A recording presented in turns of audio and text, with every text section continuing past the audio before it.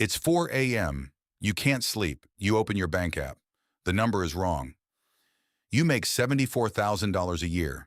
You should not be looking at $312. By the end of this video, you're going to see two versions of your life laid out side by side. Same salary, same job, same coffee shop you go to on Saturdays. The only difference between them is one number: what percentage of your paycheck you kept. Not earned, kept. And I'll be straight with you up front. Nothing in this video requires a raise, a side hustle, or luck. Just one decision, made once and left alone. Meet Marcus. He's 25. Just landed his first real job, $74,000 a year as an operations analyst. After taxes, about $4,400 a month hits his checking account. First payday, he does the responsible thing.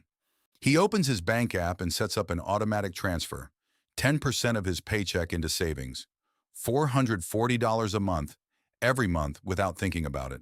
That's more than most people do. By the numbers, Marcus is ahead of half the country. Now meet Daniel. Same age, same job, 2 floors up, same apartment building, same takeout spots on Friday night. On his first payday, he opens the same bank app, but he sets the transfer to 50%, $2,200 a month. Now, before you close this video, yes, that's extreme. Living on $2,200 a month means a smaller apartment, a used car, and a different relationship with restaurants. We'll get to whether it's worth it. That's the entire point of the next 30 years. Because from this day forward, neither of them ever touches that setting again. Two identical lives, one number different. Watch what it does. Fast forward 1 year, both are 26 now. Marcus has $5,280 in savings, 12 months, $440 a month, exactly on schedule. He's got the couch he wanted, the car lease, takeout twice a week. His apartment looks like the one in the furniture catalog. Life is comfortable. Daniel has $26,400. His apartment is smaller. His car is a 2014 with a scratch on the bumper he never bothered to fix. He cooks most nights. Got pretty good at it, actually. His friends give him a hard time about all of it. On the surface, this is the only year that looks how you'd expect. Daniel is winning by exactly the amount he sacrificed. Marcus is barely behind and living better. If you stop the clock right now, you'd pick Marcus's life. Most people do. But here's what's already happening that neither of them can see. Daniel's $26,400 didn't sit in a savings account. It went into an index fund, a single investment that buys a tiny slice of the 500 biggest companies in America. No stock picking, no timing the market, just the whole market on autopilot. Pay attention to this year. It's the last year the math looks this simple. Year 5, both are 30. Both got the same promotions, the same raises. They each make $96,000 now. Marcus has $32,000 saved, and credit where it's due, he even opened a Roth IRA last year. That's a retirement account where you pay taxes on the money now, so it grows and comes out completely tax-free later. He puts a little in when he remembers. He's proud of it. He should be. Again, ahead of most of the country. Daniel has $158,000. Let that sit for a second. Same job, same raises. 5 years. One of them has 5 times the other's money. But the gap in dollars isn't the real story. The real story is what happened inside Daniel's account this year. The market returned about 8%. 8% of $158,000 is roughly $12,600. Money his money made while he slept. For the first time, his investments earned more in a year than the average American saves in one. This is the line almost nobody notices themselves crossing. The day your money's earnings start to rival your own contributions. Before that line, you're the engine. After it, you have a second engine, and it never gets tired, never takes a sick day, and never asks for a raise. Daniel just got his. Marcus doesn't know the line exists. Year 10. Both are 35. Both make $128,000.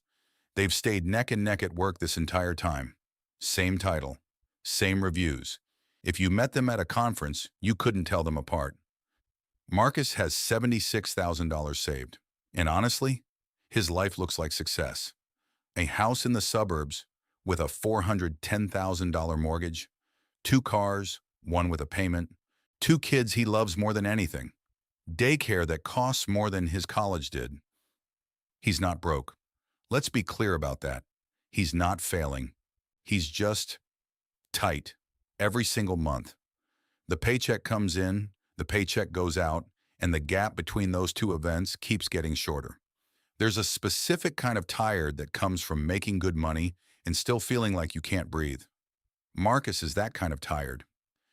Daniel has $612,000 invested. This year, he paid cash for a modest 2-bedroom condo. No mortgage, no car payment. Same car, by the way, 9 years running. And here's the number that changes the story. His investments now generate about $49,000 a year on their own. $49,000, a second income, and nobody works for it. When his daughter was born this spring, he dropped to 4 days a week. Didn't ask a budget for permission, just did it. Same paycheck as Marcus, 10 straight years. But Marcus's money buys things, and the things keep needing more money. Daniel's money buys freedom, and the freedom keeps paying him back. 10 years ago, they were identical. Today, one of them owns his Fridays. That's not a metaphor. It's his calendar. Year 20. They're 45 now. Salaries have climbed to $180,000 each. Senior roles, 20 years of showing up. Marcus has $194,000 saved. And on paper, that sounds fine until you do the retirement math. To retire at 65 on anything like his current lifestyle, Marcus needs north of $1.5 million. At his pace, he won't get there. He's done the math on the back of an envelope twice and stopped both times before the end. There are 13 years left on the mortgage. His oldest starts college in the fall. They're figuring out the loans this summer. Retirement isn't a plan anymore. It's a hope with a question mark on it. He's 45, exhausted on a Tuesday, sitting in a 2 p.m. meeting that could have been an email, doing a job he's good at and stopped feeling years ago. Because the job is no longer optional. That's the part nobody warns you about. It's not the work that wears you down. It's the not having a choice. Daniel has $1.4 million. He works part-time, by choice, and that distinction is the entire video. He kept the parts of the job he liked, a consulting project here and there, the problems he finds interesting, and quietly dropped everything else. He walks his dog through the park in the middle of Tuesday afternoon while the world is at work. Here's what's strange about seeing them side by side now. Daniel doesn't look rich, no watch, same condo. He just looks unhurried. That's the tell. Past a certain point, money stops showing up as stuff and starts showing up as calm. 20 years ago, the only difference between these two men was a number in a banking app. One of them is now afraid of his 60s. The other one is planning them. And remember, Marcus did everything right by normal standards. Saved 10%, opened the Roth, never missed a payment on anything. Normal isn't broken because people are lazy. Normal is broken because nobody shows you this math at 25. Year 30, they're 55. Salaries peaked around $215,000. The careers were, by any honest measure, identical. Marcus has $487,000. That's real money. It's also not enough. And he knows the number now, precisely, because he can't stop running it. To retire comfortably, he needs about $1.6 million. He has less than a third of that, 10 working years left, and a body that's starting to vote against the commute.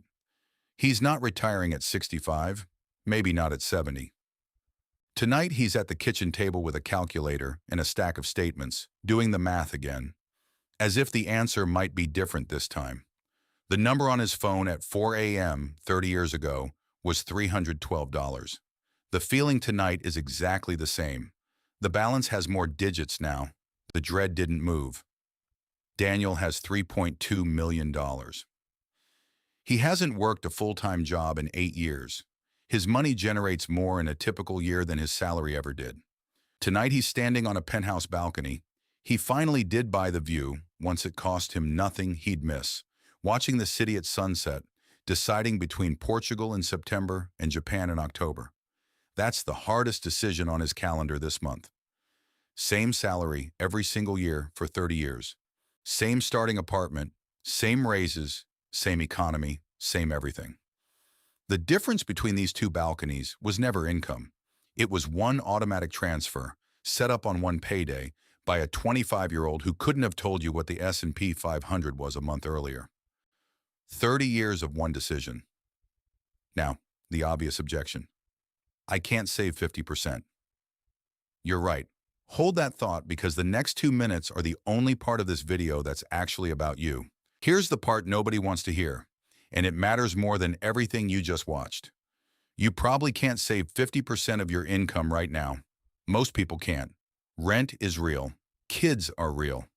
The grocery bill did not watch this video. But 50% was never the assignment. It's the edge of the map. It shows you what the territory looks like.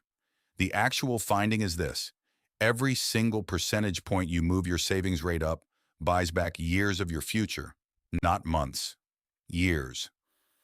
The difference between saving 10% and 15% of your income is the better part of a decade of working life. The gap between Marcus and Daniel was never 50 versus 10. It was the willingness to move the number at all. So, this Sunday, not someday, Sunday, do one thing. Open your bank app. Find your automatic transfer. If you don't have one, you're about to be ahead of most people. Set one up. Then move it 1%. That's it. If you save nothing, start at 5%.